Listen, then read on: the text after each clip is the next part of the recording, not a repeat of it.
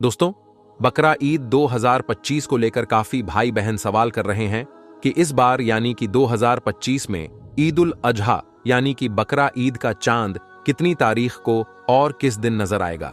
और बकरा 2025 को लेकर काफी भाई बहन सवाल कर रहे हैं कि इस बार यानी कि 2025 में ईद उल अजहा यानी कि बकरा ईद का चांद कितनी तारीख को और किस दिन नजर आएगा। ईद की 10 तारीख अंग्रेजी की किस दिन होगी और ईद उल अजहा की नमाज अंग्रेजी की कितनी तारीख को और किस दिन पढ़ी जाएगी। इसलिए आज की इस वीडियो में हम आपको बकरा ईद 2025 के हवाले से पूरी जानकारी देने वाले हैं, यानी कि इस साल बकरा ईद का चांद कब दिखाई देगा और कितनी तारीख को बकरा ईद की नमाज पढ़ी जाएगी और किस दिन कुर्बानी होगी। और साथ ही हम आपको 5 ऐसे काम भी बताने वाले हैं, 5 ऐसी गलतियों के बारे में भी बताने वाले हैं जिनको आप बकरा ईद के मौके पर भूलकर भी ना करना, वरना आप बहुत बड़ी मुसीबत में फंस जाओगे। इसलिए आज का ये वीडियो आप सभी के लिए बहुत खास है, आप इसको आखिर तक जरूर देखें और मेहरबानी करके इसे शेयर भी कर दें ताकि और भी लोगों के पास में ये वीडियो पहुंच जाए। तो चलिए दोस्तों, शुरू करते हैं। दोस्तों, अल्लाह ताला ने हम मुसलमानों को साल में 2 ईदें अता फरमाई हैं। पहली ईद तो है ईद उल फितर, जिसे मीठी ईद भी कहा जाता है, और दूसरी ईद है ईद उल अजहा, जिसको बकरा ईद भी कहा जाता है। ईद उल फितर के बाद मुसलमानों के लिए दूसरा सबसे बड़ा त्योहार बकरा ईद का त्योहार है, जिसे मुसलमान बड़ी धूमधाम के साथ मनाते हैं। याद रखें, इस्लामी महीने के हिसाब से 10वां महीना यानी कि रमजान के बाद शव्वाल की पहली तारीख को ईद उल फितर का त्योहार मनाया जाता है, और ईद उल फितर के 70 दिनों के बाद यानी कि ईद उल फितर के बाद शव्वाल की पहली तारीख को ईद उल फितर का त्योहार मनाया जाता है कि 2 महीने 10 दिन के बाद ईद उल अजहा यानी कि बकरा ईद का त्योहार मनाया जाता है। बकरा ईद का त्योहार इस्लामी महीने के हिसाब से 12वें महीने में यानी कि इस्लामी आखिरी महीने में मनाया जाता है। इसके बाद मुहर्रम का महीना शुरू हो जाता है, जो इस्लामी साल का पहला महीना होता है, यानी कि मुहर्रम के महीने से इस्लामी साल की शुरुआत हो जाती है।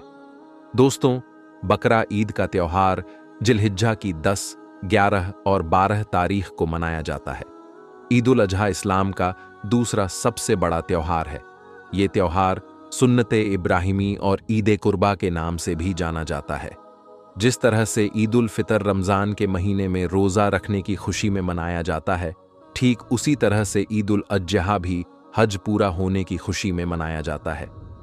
ईद उल अजहा के दिन सभी मुसलमान भाई सबसे पहले ईदगाह में जाते हैं और वहां पर जाकर सबसे पहले ईद की खास नमाज अदा करते हैं। इसके बाद अपने घर में जाकर अपने पाले हुए जानवरों की कुर्बानी करते हैं। अब आपको बताते हैं कि इस साल यानी कि 2025 में ईद उल अजहा यानी कि बकरा ईद का त्योहार कब होगा, कितनी तारीख को मनाया जाएगा, यानी कि इस बार अंग्रेजी की कितनी तारीख होगी और किस दिन यह त्योहार मनाया जाएगा, कितनी तारीख को ईद की नमाज पढ़ी जाएगी और किस दिन कुर्बानी की जाएगी। दोस्तों, सबसे पहले तो आप याद रखें कि जिस दिन बकरा ईद का चांद दिखाई देता है, उसके 10 दिनों के बाद ईद उल अजहा की नमाज अदा की जाती है और कुर्बानी की जाती है।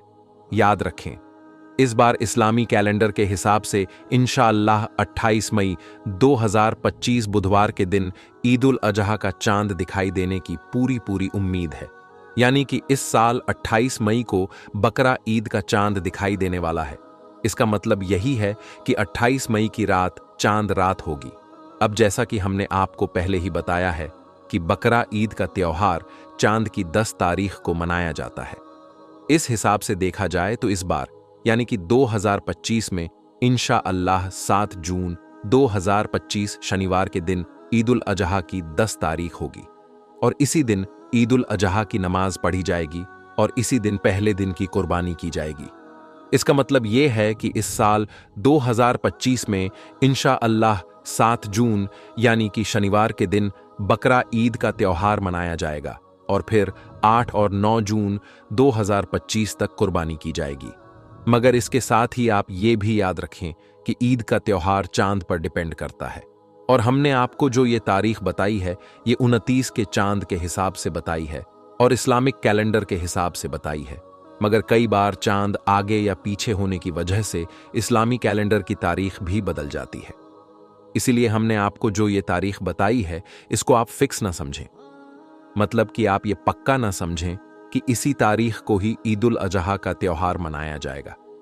अगर चांद एक दिन आगे या पीछे दिखाई दे देता है तो फिर बकरा ईद मनाने की तारीख भी एक दिन आगे या पीछे हो सकती है।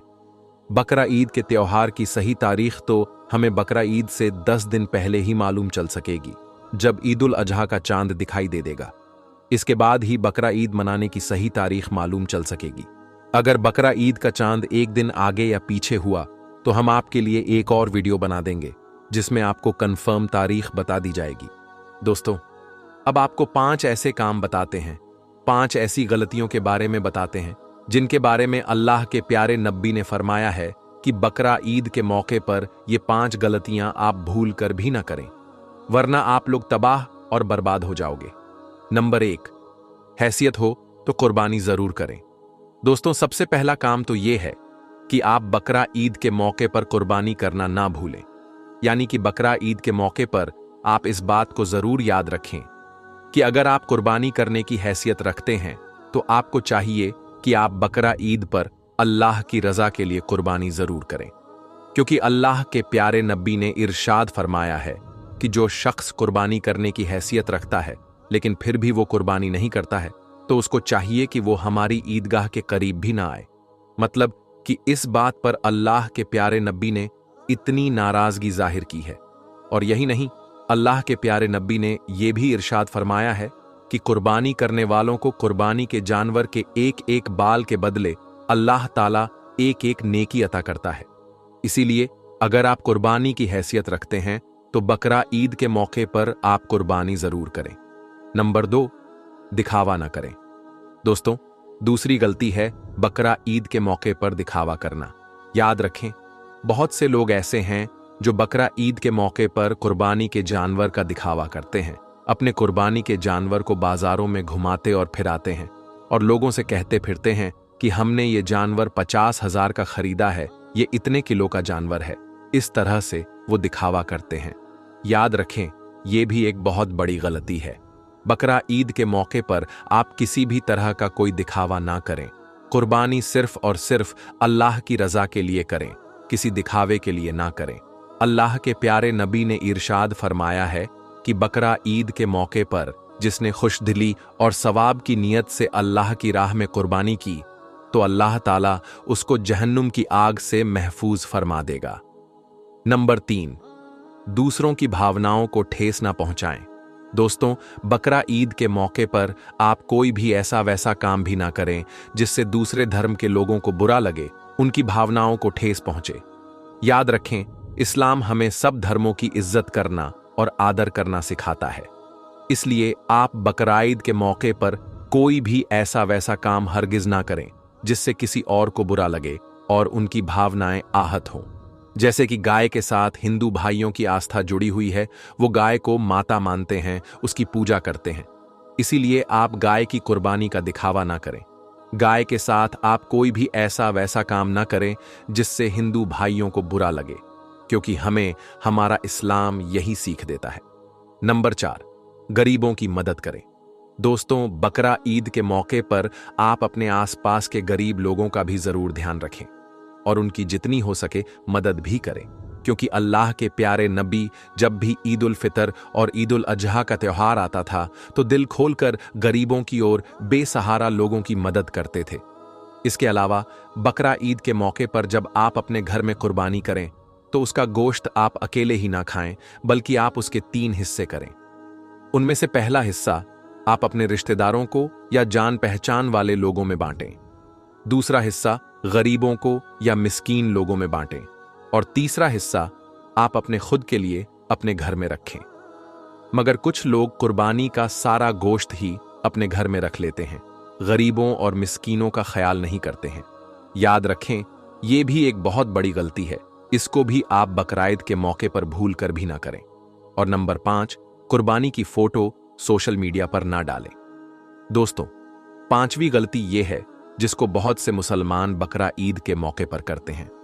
वो ये है कि बहुत से लोग कुर्बानी के जानवर की फोटो या कुर्बानी करते वक्त की फोटो या वीडियो सोशल मीडिया पर अपलोड कर देते हैं, जैसे कि व्हाट्सएप, फेसबुक या यूट्यूब पर अपलोड कर देते हैं।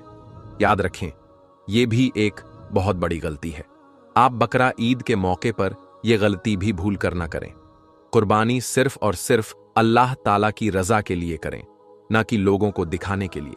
इसके अलावा बकरा ईद का त्योहार आने से पहले पहले आप अल्लाह ताला का शुक्र भी अदा करें, क्योंकि हम और आप बहुत खुशनसीब हैं जो अल्लाह के करम से हमें एक और ईद उल अजहा का त्योहार नसीब हुआ है। ना जाने कितने ही लोग ऐसे हैं जो पिछली बार हमारे साथ में थे, मगर वो इस बार इस दुनिया में नहीं हैं, यानी कि उनका इंतकाल हो चुका है। इसलिए आप बकरा ईद के मौके पर अल्लाह ताला का शुक्र भी जरूर अदा करें कि या अल्लाह, तेरा लाख लाख शुक्र है कि मुझे आपके करम से एक और ईद उल अजहा मनाने का मौका नसीब हुआ। दोस्तों, जैसा कि आप सभी को मालूम है कि कुछ ही दिनों के बाद में बकरा ईद आने वाली है और बकरा ईद के मौके पर मुसलमान जानवरों की कुर्बानी देने वाले हैं। लेकिन जैसे ही बकरा ईद करीब आती है तो कुछ ना समझ लोग इसको लेकर तरह तरह के सवाल उठाने शुरू कर देते हैं। वो कहते हैं कि मुसलमान बकरा ईद क्यों मनाते हैं और बेजुबान जानवरों की कुर्बानी क्यों देते हैं, इसके पीछे क्या वजह है। तो आगे इस वीडियो में हम आपको बकरा ईद को लेकर पूरी मालूमात देने वाले हैं और आपको बताने वाले हैं कि मुसलमान बकरा ईद क्यों मनाते हैं और इस दिन जानवरों की कुर्बानी क्यों दी जाती है। इसलिए ये वीडियो आप सभी के लिए बहुत ही खास है। आप हिंदू हो या मुसलमान, आप इस वीडियो को आखिर तक जरूर देखें और मेहरबानी करके इसे शेयर भी कर दें, ताकि बकरा ईद आने से पहले पहले ये वीडियो और भी लोगों के पास पहुंच जाए। तो चलिए शुरू करते हैं आज की इस वीडियो को। प्यारे दोस्तों, जैसा कि आप सभी को मालूम है कि हर त्योहार को मनाने के पीछे कोई ना कोई वजह या कहानी जरूर होती है। उसी तरह से बकरा ईद को मनाने और कुर्बानी देने के पीछे भी इस्लाम में एक वाक्या है। याद रखें, अल्लाह ताला अपने महबूब बंदों से यानी कि अपने नबी और पैगंबरों से बहुत मोहब्बत किया करते हैं और वक्त वक्त पर उनका इम्तिहान भी लेते रहते हैं।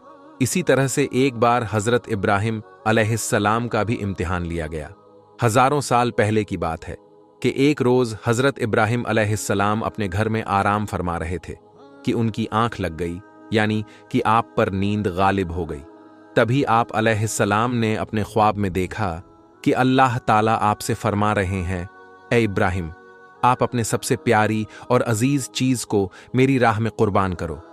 दोस्तों, याद रहे, नबियों और पैगंबरों का ख्वाब कभी भी झूठा नहीं हो सकता। इसलिए हजरत इब्राहिम अलैहिस्सलाम ने यह ख्वाब सच जाना और अपनी अजीज चीज को अल्लाह की राह में कुर्बान करने के लिए तैयार हो गए। उस वक्त हजरत इब्राहिम अलैहिस्सलाम के पास काफी तादाद में ऊंट हुआ करते थे। इसलिए सुबह होते ही आपने उन ऊंटों में से 100 ऊंटों की कुर्बानी दे दी, यानी कि 100 ऊंट अल्लाह की राह में कुर्बान कर दिए। मगर फिर जैसे ही दूसरी रात आपकी आंख लगी तो अल्लाह ताला की तरफ से फिर से वही आवाज आई कि ए इब्राहिम, आप अपने सबसे प्यारी और सबसे अजीज चीज को मेरी राह में कुर्बान करो। यह सुनकर आप अलैहिस्सलाम सोचने लगे कि मेरे लिए सबसे प्यारी और सबसे अजीज चीज तो मेरा बेटा इस्माइल है। आप सोचने लगे कि अल्लाह ताला कहीं ये तो नहीं देखना चाह रहे हैं कि मैं सबसे ज्यादा प्यार अपने फर्जंद यानी कि अपने बेटे इस्माइल को करता हूं या फिर अपने खालिकी हकीकी से करता हूं।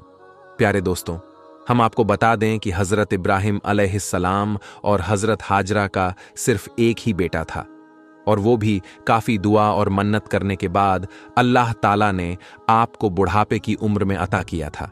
इसलिए हजरत इब्राहिम और हजरत हाजरा अपने बेटे इस्माइल से बहुत प्यार किया करते थे।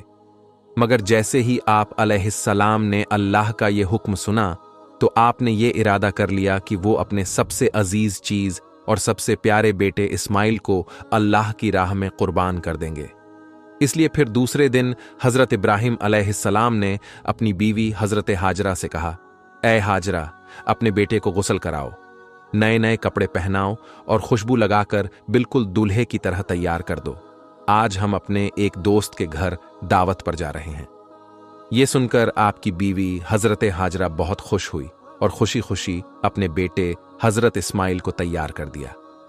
फिर जब हजरत इब्राहिम अलैहिस्सलाम अपने प्यारे बेटे इस्माइल को लेकर फिलिस्तीन से मक्का की तरफ रवाना होने लगे, तभी आपके घर में एक शैतान दाखिल हुआ और वो आपकी बीवी हजरत हाजरा से कहने लगा, ए हाजरा, क्या तुम्हें पता भी है कि तुम्हारे प्यारे बेटे को कहां पर ले जाया जा रहा है? तुम्हारे बेटे को तुम्हारा शौहर किसी दोस्त के घर दावत पर नहीं ले जा रहा है, बल्कि तुम्हारे प्यारे बेटे इस्माइल को कुर्बानी करने के लिए ले जाया जा रहा है, यानी कि मारने के लिए ले जाया जा रहा है। यह सुनकर हजरत हाजरा ने कहा, मैं अपने इब्राहिम को अच्छी तरह से जानती हूं, भला एक बाप अपने बेटे को क्यों मारेगा? तो यह सुनकर शैतान ने कहा कि तुम्हारे शौहर इब्राहिम ने एक ख्वाब देखा है जिसमें अल्लाह ने तुम्हारे प्यारे बेटे इस्माइल की कुर्बानी मांगी है, इसीलिए इब्राहिम इसको कुर्बानी करने के लिए ले जा रहे हैं। तो यह सुनकर आपकी बीवी हजरत हाजरा फक्र से कहने लगी, ऐ शैतान, तुम पर लानत हो। अगर मेरा बेटा अल्लाह की राह में कुर्बान होने के लिए जा रहा है तो मेरे लिए इससे बड़ी खुशी की बात और क्या होगी? ये तो मेरा एक बेटा है। अगर मेरे पास हजारों इस्माइल भी होते तो मैं खुशी खुशी उनको अल्लाह की राह में कुर्बान होने के लिए भेज देती।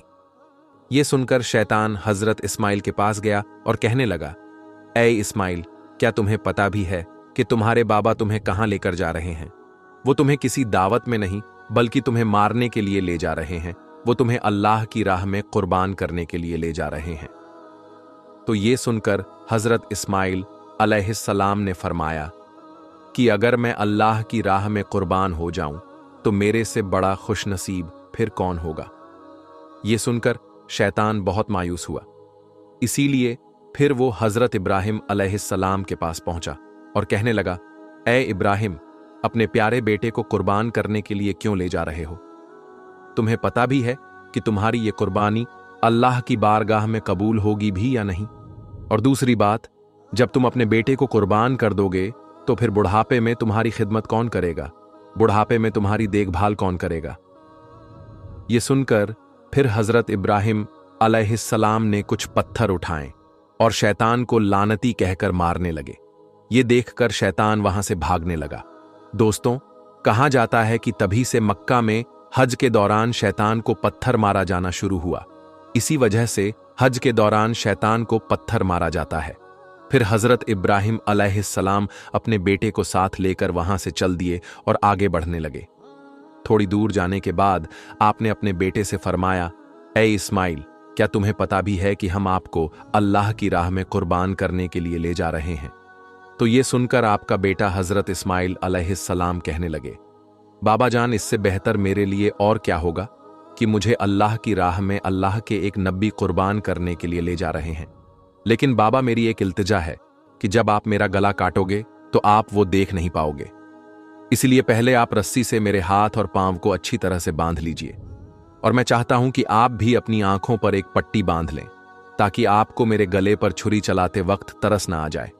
बस फिर क्या था, हजरत इब्राहिम अलैहिस्सलाम ने अपने प्यारे बेटे इस्माइल के हाथ और पांव बांधे और अपनी आंखों पर भी पट्टी बांध ली, और फिर अपने हाथों में एक छुरी लेकर आसमान की तरफ देखा और कहने लगे, ऐ अल्लाह, अगर आप मुझे 1000 इस्माइल भी देते तो मैं खुशी खुशी के साथ उन सब को आपकी राह में कुर्बान कर देता। ये कहकर आप वो छुरी अपने बेटे इस्माइल की गर्दन पर चलाने लगे। तो इतने में अल्लाह ताला ने फरमाया, ऐ जिब्राइल, जल्दी से जाओ, जन्नत से एक जानवर को लेकर जमीन पर जाओ और इस्माइल को वहां से हटाकर उसकी जगह वो जानवर को रख दो। इब्राहिम इम्तिहान में कामयाब हो गया है। जैसे ही हजरत इब्राहिम अलैहिस्सलाम ने गर्दन पर छुरी को फेरा तो खून बहने लगा, मगर उसके बाद आपने जैसे ही अपनी आंखों से पट्टी को हटाया तो आपने देखा कि आपके पास में ही आपका बेटा इस्माइल सही सलामत खड़ा हुआ है। फिर आपने जैसे ही नीचे की तरफ देखा तो आपने देखा कि उसी जगह पर एक दुम्बा, जिसको हम भेड़ कहते हैं, वो कुर्बान हो चुका है। ये देखकर हजरत इस्माइल अलैहिस्सलाम ने अल्लाह का शुक्र अदा किया।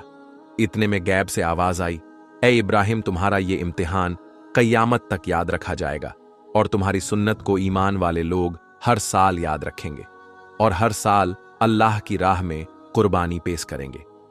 प्यारे दोस्तों, तभी से बकरा ईद के मौके पर कुर्बानी का ये सिलसिला शुरू हो गया और ईद के 2 महीने 10 दिनों के बाद बकरा ईद मनाया जाने लगा, जो हमारे देश भारत, पाकिस्तान और बांग्लादेश जैसे देशों में भी 3 दिन तक ये त्योहार मनाया जाता है, जबकि गल्फ देशों में 7 दिनों तक ये त्योहार मनाया जाता है, जिसमें दुम्बा, बकरा और हलाल जानवरों की कुर्बानी दी जाती है।